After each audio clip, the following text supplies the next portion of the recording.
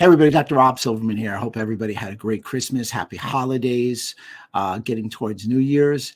A lot of articles just came out over the last couple of weeks, really talking about immunity. We're in the trifecta right now where we still have the COVID, unfortunately. We have the flu. And more so than that, we also got shingles. So unfortunately, we've got a whole bunch of things that are attacking our immune system. And it just seems like everybody's getting sick and people keep posing the questions, what do I do with my immune system? What's going on? What's new in the immune system? So I want to talk a little bit about a concept called immune imprinting. Everybody should know this. And I think this will, without question, give you a lot of answers on how our immune system works and some of the problems within our immune system. So immune imprinting, which has also been called in the literature original antigenic SID. This was in a November New England Journal of Medicine periodical. Immune imprinting is a phenomenon in which the body preferentially repeats its immune response to the first variant it encounters, despite being alerted to a new variant. So what do I mean by that? Where's the takeaway? So your body sees an antigen, it sees an attacker, it sees bacteria, it sees a virus, if you will, and it takes a picture of it. Your immune system takes this picture through a whole process. There's a variant to it, a cousin, a brother, a family member. We call those variants to the viruses. And your immune system, as opposed to morphs and adapts, attacks as if it saw the original virus. And that really causes a lot of people to get sick, and immune systems aren't functioning well. And immune imprinting now is a concept that's being accepted by the top universities and the top docs in immunity as an issue. So let's go through what it is, some of the data, and how we can help ourselves not have immune imprinting, but have an immune resilient type of response, because that's what you want. You want immune resilience. You don't want necessarily immune imprinting. The idea of immune imprinting actually affecting what we call long COVID was done by two famed universities, MIT and Harvard. In it combined, they had 112 patients, and they all had neurological long COVID symptoms, which showed or reared its ugly head as inflammation of the brain with cognitive deficits. What they found was an underwhelming amount of antibodies to actually COVID because of immune imprinting. So it didn't imprint against COVID. It actually had an overwhelming amount of antibody response to other coronaviruses, like the common cold. So again, breaking that down, your body again saw that common cold coronavirus. There's multiple forms of coronavirus. Saw the coronavirus as a common cold versus the new variant, the Omicron variant, if you will. So the findings truly suggested immune imprinting can cause neurological long-term COVID-19. When you look at this long-term neurological outcomes of COVID-19, this is over a 12-month period. It shows an increased risk in an array of neurological sequelae.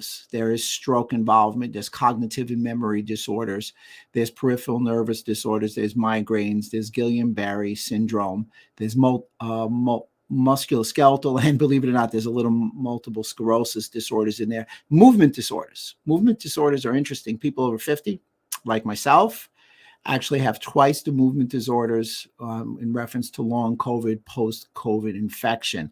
There's some mental health issues. So the conclusion really is there's an increased risk of long-term neurological disorders in people who had COVID-19. So a lot of people ask, how do I boost my immune system? How do I balance my immune system? How do I make my immune system resilient? Dr. Jeff Bland did a great job over the last 3 years really talking about immune resilience. You don't want to support an immune system. You want to rebalance it. You want to rejuvenate it to allow it to be resilient. So one of the first things I would say to boost your immune system is to get active. Studies have shown that people who have exercised 5 or more days per week have a 43% less chance to be sick with upper respiratory tract infections. That's because exercise, not crazy 8-10 hours of exercise, 30-45 minutes of exercise stimulates immune cells. Get some good quality sleep. Sleep can enhance the body's response to infection. Follow a healthy diet. In a moment, I'm going to go through some of my diet hacks. And whatever you do, always avoid cigarettes and alcohol in excess. So for me, if you want to take care of yourself, I always tell everybody you can't control the virus, but you can control the host.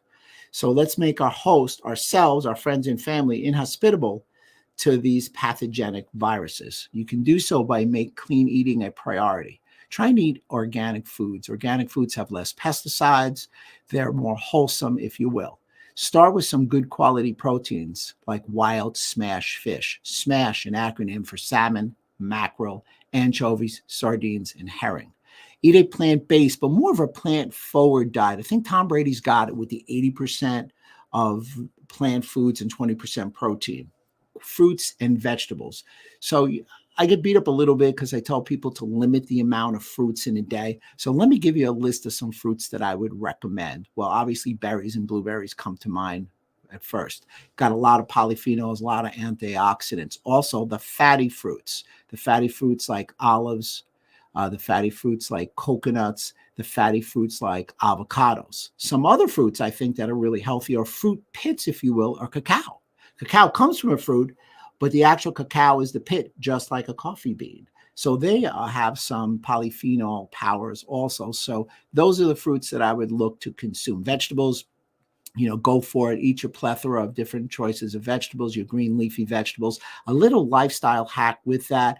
Try and take salads and green leafy vegetables with a little olive oil. Now, obviously, olive oil is extremely healthy, extra virgin olive oil being the gold medal winner of that.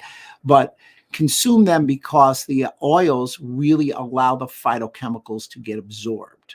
And those phytochemicals are the reason that you get a little bitter taste sometimes from those green leafy vegetables.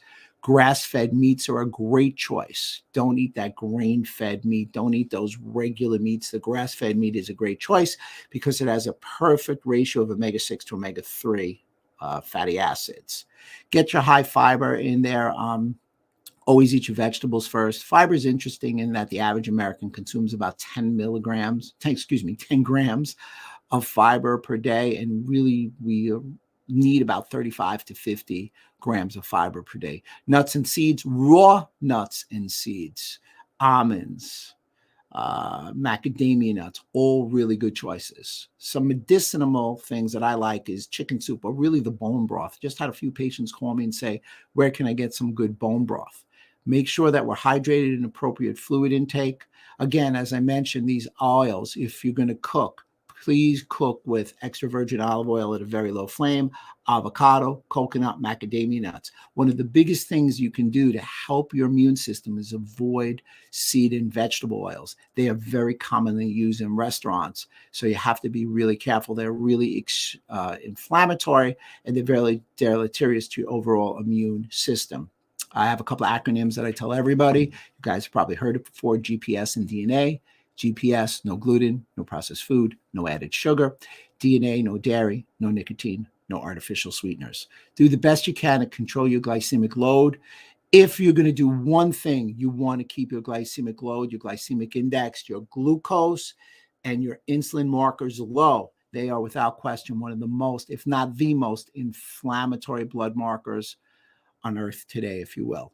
I'm a big proponent of detecting and avoiding food sensitivities. Food sensitivities for me are one of the reasons for increased silent inflammation. Food allergies and food inflammations are vastly different. They both have a negative effect on your overall immune system. Food allergies are interesting in that food allergies, you'll know if you eat like a peanut or a shrimp, you'll swell really fast within 5, 10, 60 minutes. We've all heard about food allergies. We've been on a plane where we've been restricted not to eat, let's say, a peanut. Food allergies are vastly different. Food sensitivities are vastly different in that a food sensitivity usually shows its ugly head or symptomology 72 hours after ingestion. So with a 3-day window from consumption to symptomology, it's impossible for the doctor and or the patient client to really know what's going on. They are stimulated of inflammation, which really damage our immune system. And we want to limit our environmental overload to toxins. I'm a big proponent of intermittent fasting, time restrictive eating. I found it to be very effective. I know there are some other gurus, if you will, on the social media channels that, well, it's not that important. I wholeheartedly disagree. Love to debate what intermittent fasting can do. So intermittent fasting, a window in which you fast and feed during the day. So for instance, I'm a 14 and 10 person. 14 meaning the first 14 hours or for a 14-hour period, I don't eat, I fast. And then I have a 10-hour window, usually from about 8 to 6 during the day. Sometimes I go down even a little less than that, but from 8 to 6 and when I eat. Intermittent fasting allows for your body's own cleaning process to heighten. It's called autophagy, won a 2016 Nobel Prize.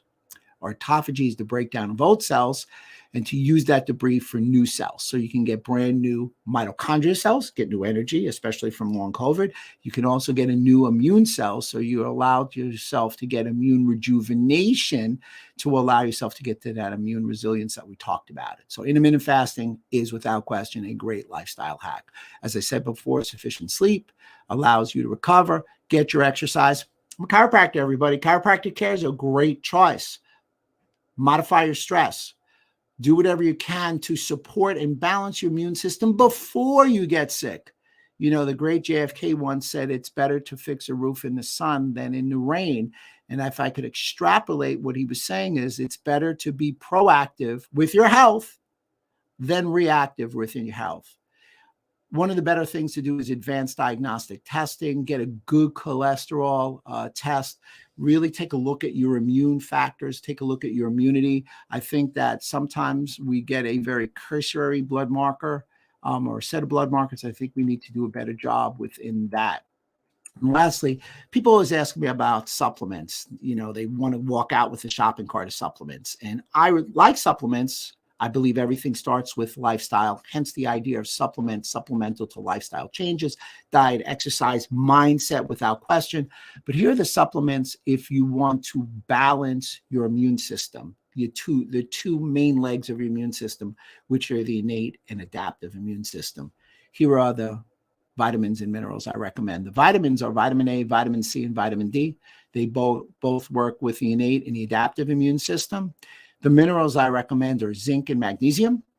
And to help the innate immune system, omega-3 fatty acids, and the adaptive immune system, something called pro-resolving mediators, which allow for the resolution of inflammation. So you're looking at 2 to 3 bottles. You're not looking at shopping carts or shopping bags full of supplements. If you were to take those, if you have any questions on those, please feel free to reach out. I personally think that that's a great starting point. That's also precautionary. You can do that to support your immune system, balance your immune system, and ultimately make your immune system resilient so you don't have what we call and unfortunately refer to as the concept of immune imprinting. So I got a couple of shout outs. I got a couple of hellos. How are you? How about elderberry syrup? Great question. I love elderberry. You know, elderberry got a bad rap, and elderberry's rap was bad because they said it doesn't work for viruses. Now, let's go through the data. It's very clear. If you take elderberry every day, it really bolsters your immune system. If you took elderberry 20 minutes before your viral infection, that portion of elderberry would not help you. So therefore, great choice, elderberry. Always feel free to ask questions. One last thing, guys want to learn more, my new book came out, Immune Reboot. Go to immunereboot.com. It was a bestseller. Got a lot of information coming through. We're going to be printing a lot of videos in the upcoming year. Podcast Proven Health Alternatives. Take a look. We're ready to explode with that. I'm here for you. My name is Dr. Rob Silverman. Always yours in health.